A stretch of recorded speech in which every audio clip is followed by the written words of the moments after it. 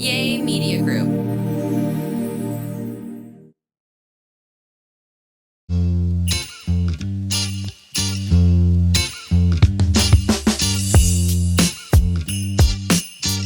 Ho, ho, ho. Merry Christmas. Happy Vlogmas Day. What day is it? 4 or 5. 4 or 5. Guys, we're back and it's Christmas. It's literally December and we just want to wish you guys all happy holidays. And I hope you had a great Thanksgiving. If you guys know, you know. Burnt rib story. Go watch our Vlogmas Day 1 on J&J Vlogs. I tried, guys. Everything was almost a success except those ribs. So it's okay. I think it was a W night. So yeah, like okay. One thing had to go wrong and thank God it was just that, you know? Yeah. But welcome back, guys. Today is our first podcast of the month of December. As you can see, we remodeled a little bit. We're not done yet, but I think it looks so freaking cute right now. And it's just in the vibe. And yeah. Yeah, we did a little bit of Christmas decor. It's so cute, and we're gonna add a lot more. I don't know if you can quite see, and if you're listening, there's one little sphere hanging on top of me, and it's green. So we were like kind of going back and forth if we should decorate our little squiggle. So we might, right? Yeah. Maybe next time it'll be decorated. We're just gonna add, take away anything, whatever happens, guys. It's literally Vlogmas season, and if you know, every content creator is doing Vlogmas, Talkmas, Realmas, everything. So I hope you should too. I hope that you guys are all enjoying it because I am. I love starting my night routine because I now have like 3 videos I get to watch every night. Guys, it's so easy to become or start doing social media nowadays. Like, just do it. You know, it could change your family's life financially, emotionally, physically, everything. Like the other day I saw. Have you seen them? They kind of went viral for their like judge me. What's it called? Judge. We listen, but we don't judge. And they're like really funny, but really mean to each other. Le dice ella el cacas. Oh no. Anyways, when their video first went viral, well, they went viral for doing the suspect challenge, the running, and pues like she would go super hard on him and him on her. And I checked their profile or hers, and she had like maybe like 1,300 followers. Wow. And now they're both at like 40K. Wow, that's and so now cool. You can like they get so many views, and these people were just like, I bet you a month ago they were just like you know, not getting that income. Yeah. And now they're like, you know, it's like you never know what can happen, guys. So start that YouTube channel, start them TikToks. Who cares? Like, who cares? Just post whatever. Literally. But also, I wouldn't say it's easier, as easy as you're making it seem, because I think it's a little easier bit than when we started. Oh yeah, 1,000%. Yeah. With TikTok That's available, what I mean. it's Easier. just like the only thing that I would ever advise you coming into it is like be patient. You know, like be patient with yourself with editing and all of that, because it takes a little bit to get used to. But when you get used to editing, you're good to go. Literally. And CapCut is literally your best friend. So download CapCut. Is a sponsor of this podcast. Just kidding. But download CapCut and they will help you out so much, guys, in case you want to do social media. But other than that, I hope that you guys are having an amazing Vlogmas season. I know I am. And we're just here to add to it. And today is not a very happy podcast, might I say. No, guys, by the title of this video, you might be wondering what we're talking about. And we had a pretty traumatic order of events the other day. Do you want to kickstart this story, babe? Should I start from the beginning? Like how it was such a good day? Yeah. Okay, guys, to start off, one of my childhood best friends, her birthday is this week, and she had originally planned for brunch on Sunday, December 1st. Perfect. I got up, got ready, left to brunch. Jonathan stayed with the kids. Belen took a 2.5-hour nap. Franco was like chilling. He took like a 40-minute nap, and I got home. Everything was literally perfect. Like, they were happy. I was happy. Jonathan was happy. My sister was there. We're all just enjoying our Sunday. And then it's time for Jonathan to go to his indoor soccer game. And mind you, we never go to Jonathan's indoor soccer game. Have I been to one?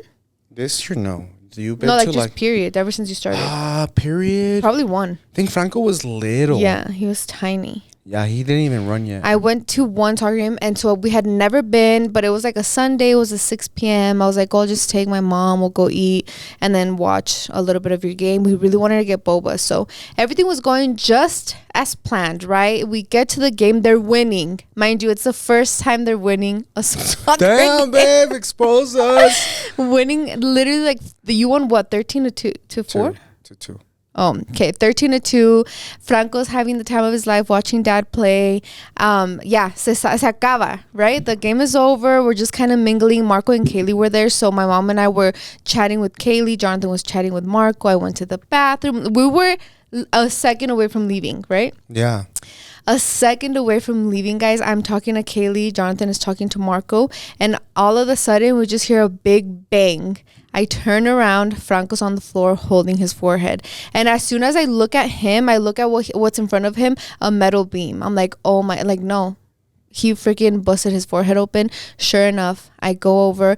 I uncover his hands, and just blood starts gushing out.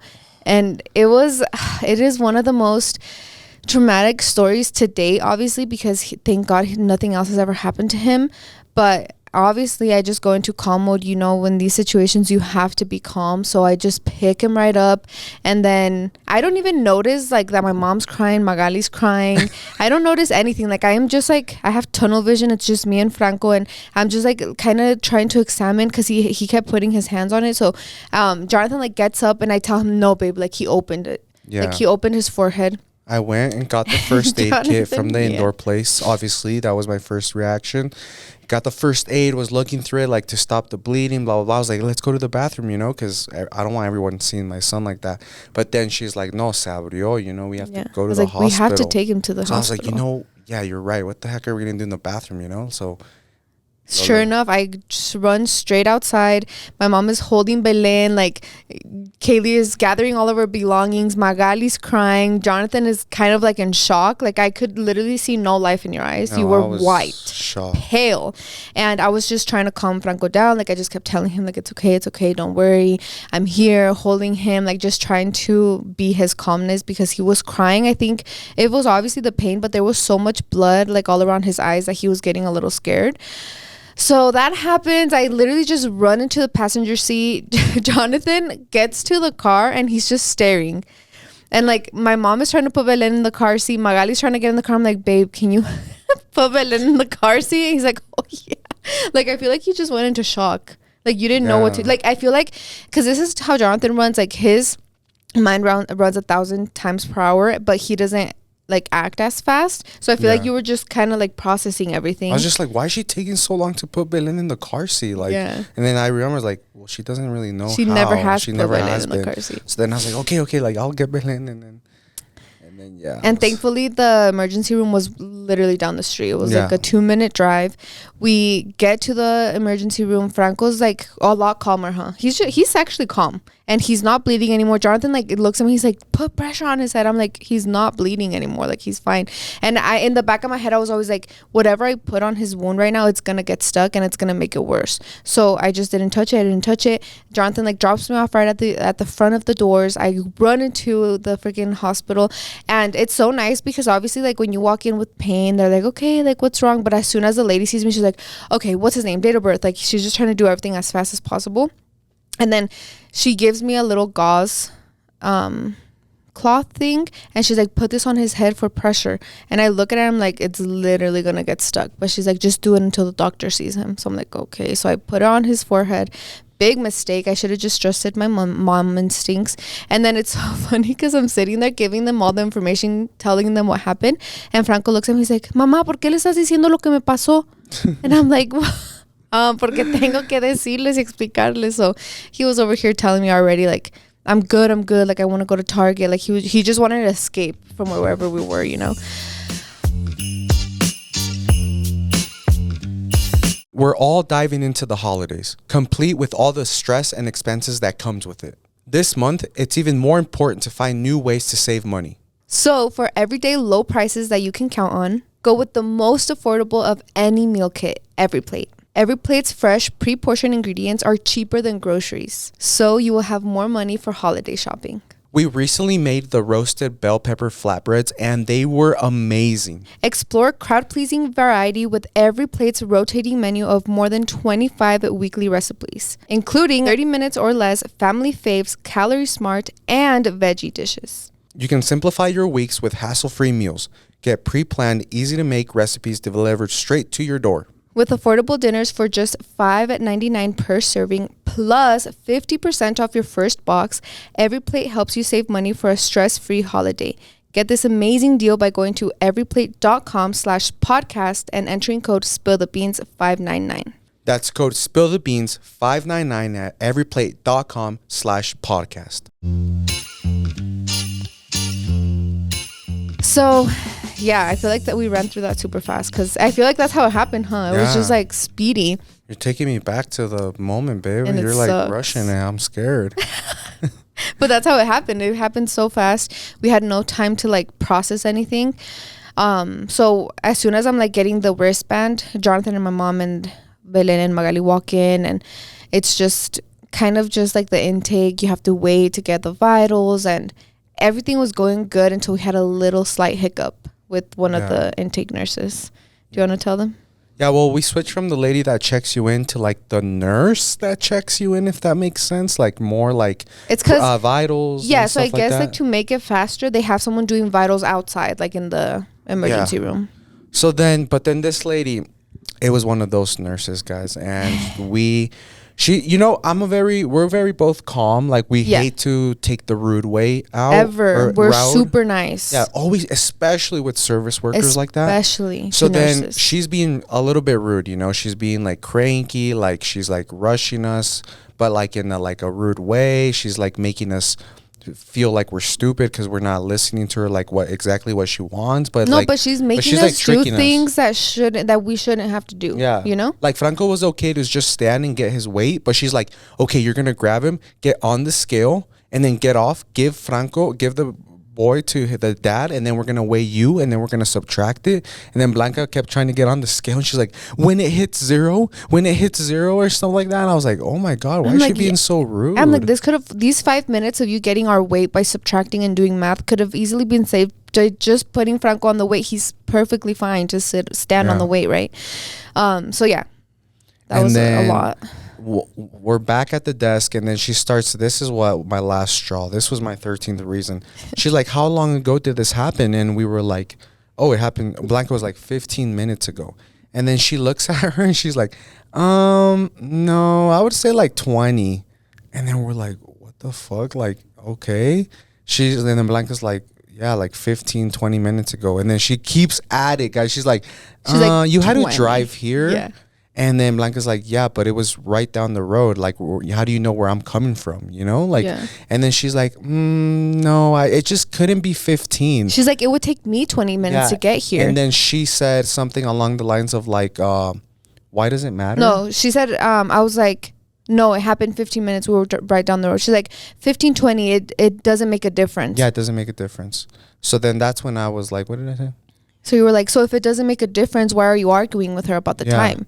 And then she was like, well, because like she started like trying to not backtrack, but kind of explain to herself. But I'm like, we already wasted 5 minutes here arguing about how long it took. At the end of the day, like, I'm the one that brought my son to the emergency room. How would you know where I was, how far, when it happened? Like, we didn't just sit there and wait for him to tell us to bring him, like it was so fast. And I could even go to my Life 360 and tell you that it took us probably 12 minutes to get here, so then she was like, she started getting like obviously like, oh shit, like they clocked me on that, so then she was like, okay, forget I ever said anything. But she started getting more nervous because she felt like the other nurse like pull up behind her, and the other nurse, so this is when we noticed like, oh, I think this is why she's being a little rude. The other nurse kept trying to relieve her from her shift. Yeah. So then I asked the other nurse, it's common sense, but then I later asked when you weren't there that they do 12-hour shifts. So she was at the very end of a 12-hour shift, which we understand, but at the end of the day, you got to treat all your patients the same, no matter if you're 15 minutes in or 12 hours in. And yeah, como que once she like, I don't know if she's never been used to someone like defending themselves like that, but when I said that, she was like, oh, okay, so like I tracked back what I said, or yeah, I take back what I said, like forget I ever said anything. And then yeah, and it's, I feel like she also felt a little bit bad because as soon as that little altercation happened, she felt the nurse in the back, and she was like, hey, can you take over this? And then the other nurse was like, yeah, so you can get out of here. And then she like, I feel like le cayó el 20, like, oh shit, like I'm being like this because I'm at the end of my shift. So she just stayed and finished us when she had originally asked the nurse to take over, you know? So I'm like, yeah, like I totally get it. You're super tired, but I don't think you should question the person that's coming in because they know when it happened. You know, then like my son is covered in blood. Yeah. And so is Blanca. And then like, I understand if it was just like my head hurts and I'm sitting there. Yeah. But like, I don't know if we can show videos, or maybe I'll send Ian, our editor, and he can blur out the blood. But it was a lot of blood, guys. Yeah. A lot, all over his eyes, his face. Even the videos I have, Blanca had already cleaned them a little bit. Yeah. But when it happened at the indoor, it looked like from a scary movie, like blood, like to the point where you can, when he would open his eyes, you could only see his like eyeball, you know, like open, because he had so much blood. So it's like, you're arguing with me about 5 minutes when my son is like needs to get back there and get stitched up, probably, you know. So I feel like that was Jonathan's breaking point. My break, like I was already broken from the minute that it happened. So I was just kind of like, it was just at the point where I just wanted to get him seen by the doctor, you know, because it's scary. It's really scary. And thankfully, like Jonathan was like, oh, like, you guys know Jonathan is our worst case scenario, so he's already thinking like stitches, all this. And I was like, no, babe, like they're probably just gonna do the little glue, because I saw the wound and I kept looking at it and it didn't look that deep. It wasn't open too big, and it also stopped bleeding right away. So it means that his blood clotting started happening fast. So I was like kind of sure that it wasn't as traumatic as the blood made it seem, you know. So I was preparing for the best. Jonathan was preparing for the worst. Yeah, because I always want to prepare for the worst. It just keeps me safe. It's my safe trauma blanket. Yeah, and thankfully there was like only 3 other people in the emergency room, so we got seen pretty fast. Yeah. So yeah, we got taken back by another nurse, and he was really nice. Like I feel like he was queasy too, because he was like, oh, poor you, like oh no, like every time he would see me, he'd be like, oh, you know. And I feel like it's like seeing a toddler in that state is so sad. Yeah. It is so sad. So thankfully, but then they put us in, and then they put a Band-Aid piece of like whatever with anesthesia on it, right? Yeah, it was like a numbing cream. And then he's like, okay, we gotta wait 40 minutes for the numbing cream to set in before we can clean it out and do what we have to do. So then obviously Blanca's mom was in the lobby, and Magali and Belen. So we're like, you know what, like, babe, I was like, how about you take them home, because she had to feed Belen. She had to go to sleep. And then they were starving. So I was like, and I'll just stay here with him. And then while she went and did that, everything kind of happened pretty quickly. I feel like he didn't wait 40 minutes. They waited like 30. I know, I was so mad. And then they started cleaning it, and they freaking scared the hell out of me, guys, because the doctor comes out with this big ass needle, like this huge needle, like the one they like when they sleep your teeth, like when they're gonna take out a cavity or something, or a tooth. And I was like, no way he's gonna stick that in his forehead, you know, like to numb him even more or something. And then I was like, what? And then he gets closer and closer. I'm about to pass out, but then it squirts water. So it was like super narrow to create like a lot of pressure. So then he starts squirting, like haz de cuenta, like the car wash squirt into his cut, because it has to clean it out. Yeah. And obviously they put numbing cream, but it's still going to hurt him. So he cried a little bit then, but then they got it cleaned up, and he was being so brave. And then finally they come and they're like, okay, it looks like we can just put the cream on it. Mm-hmm. So then it's like this little glow stick looking thing. They break it, like he breaks it with his fingers on like the pen. And then, once it turns purple, he started like putting it on his forehead. Yeah. It closed up super quick, like that. They glued it back together. Yeah, they glued it back together, and then they patched him up, and he was ready to go. And they brought him out a popsicle, and he was so happy. Yeah, he was so brave.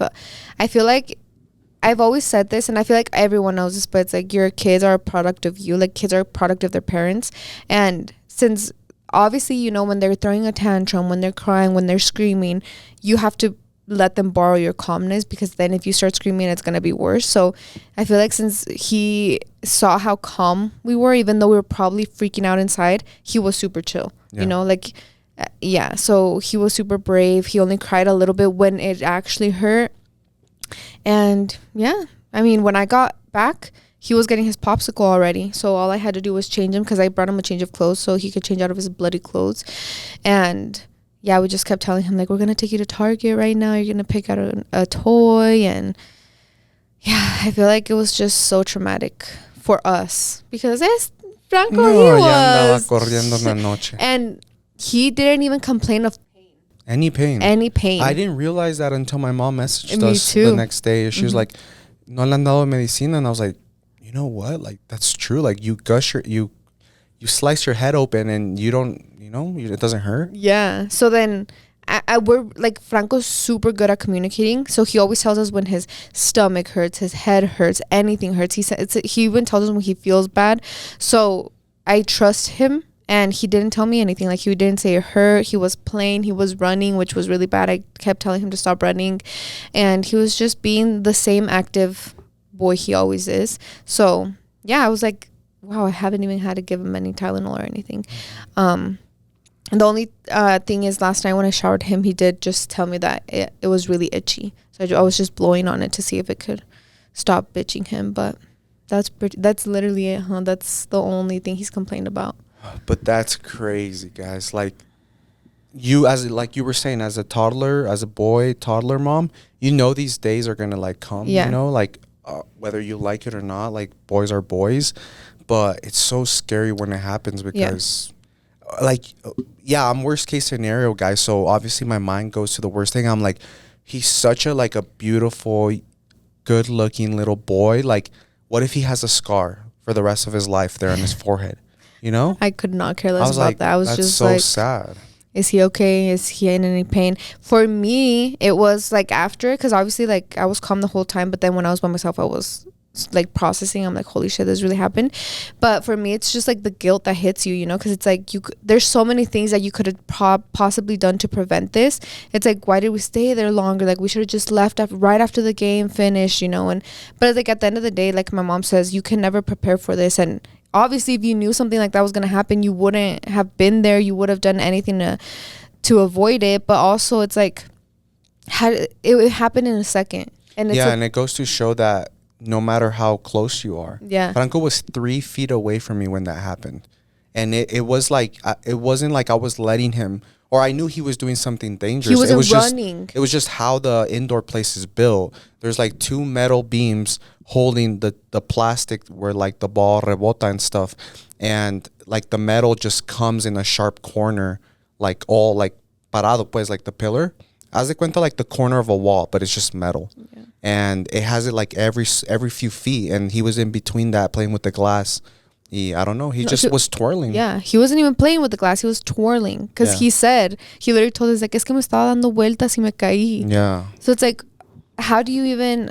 when your toddlers, like, they're twirling, but not like spinning. He was just like twirling once, and you know how they fall on their knees because they're like, they think it's fun or funny or whatever. And then they catch themselves with their hands. Yeah, and they catch themselves with their hands. So he went to do that, pero hit his forehead first in the metal corner beam. And yeah.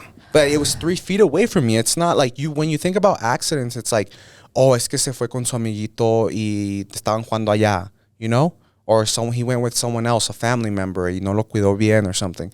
And it was like, no, he was waiting for us to finish talking. Yeah. Like, he's a great kid. Like, he was like, Mama y Papa están hablando. I'm just going to twirl him right here next to them because I don't run away. And you right next to me. So freaking sad.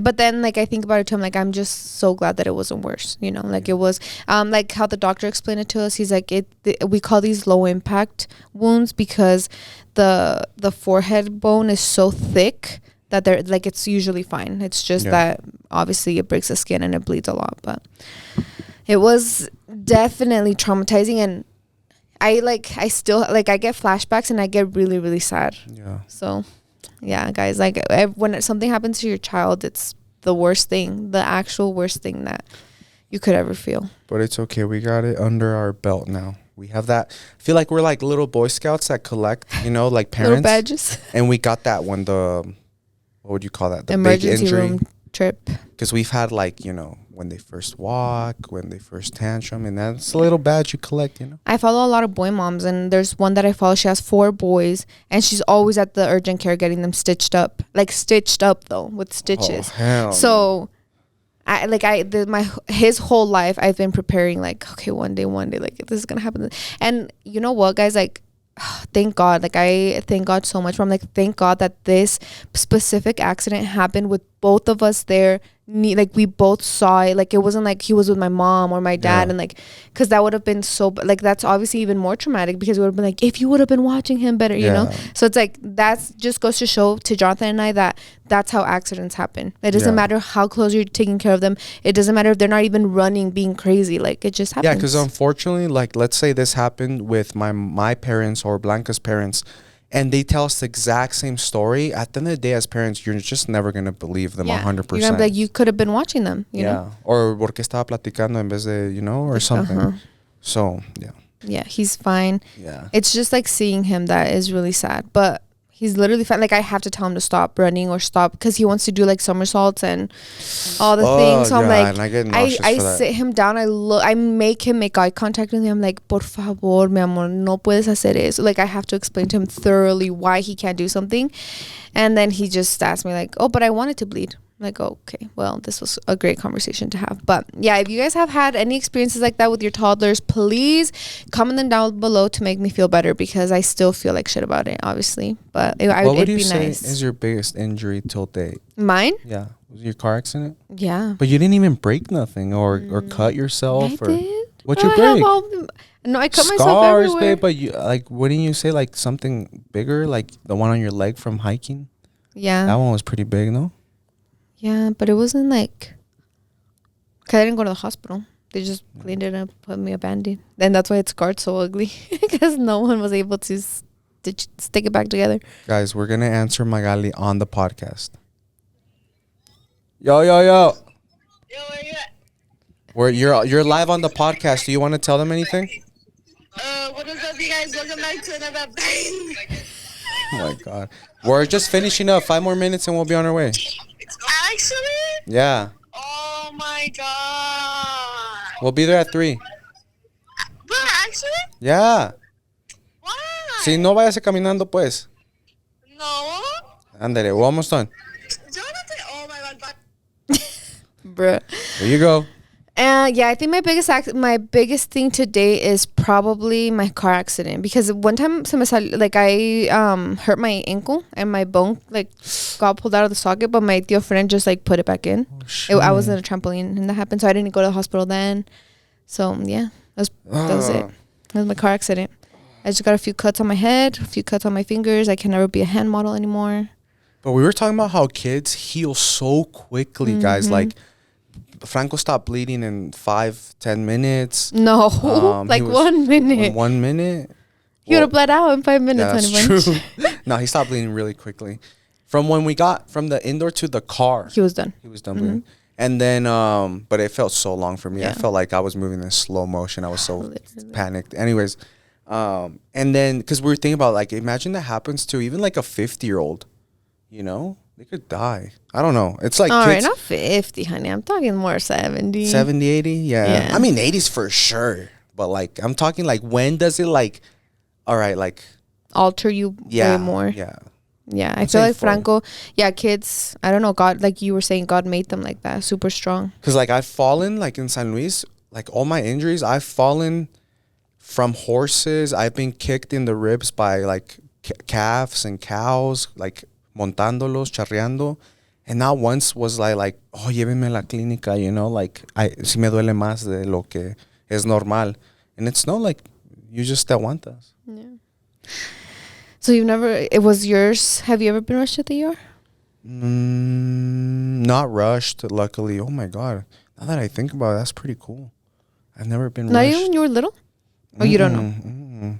Because even when I broke my hand, I still finished school. Because remember remember right here I told you my pinky? It was the smallest crack, but I still had to get a whole cast. And then now that I think about it, I've seen guys with casts like up to here, but my shit was all the way to my elbow for my pinky. Maybe I don't because know. you use Maybe it it a was lot. because such a long time ago science has developed. But yeah, the nurse sent me back to class and I finished class and I told my mom it still hurt. She took me in X-rays and it was broken. Oh my god. But rushed, like no. Besides my car accident, but even then, the worst was the seatbelt burn. Yeah. So, That's crazy. yeah, we've been very fortunate. Yeah, Knock on wood. very That's why I got blessed. this table right here. Very blessed. Unfortunately, couldn't say that about Franco. And I was just like, thank you, God. Please let this be the one and only, because if I get more, I'm going to actually pass away. Out. But anyways, please comment your experiences down below to make me feel better, girl, because I need all the support I can right now. But anyways, guys, thank you so much for tuning in yet to another podcast. Don't forget to comment your experiences. I've heard that girls are crazier, and I could not even imagine a cut like that on Belen's forehead, because as a dad, like, just like, I love my kids equally, but like seeing a girl in pain is very different. So I can't even imagine that. So, but I've heard girls are crazier and they be jumping off shit higher than boys. So, que nos espera, you know what I mean? Literally. Thank you guys so much for watching. I hope you enjoyed today's podcast, and we'll see you next week. Later.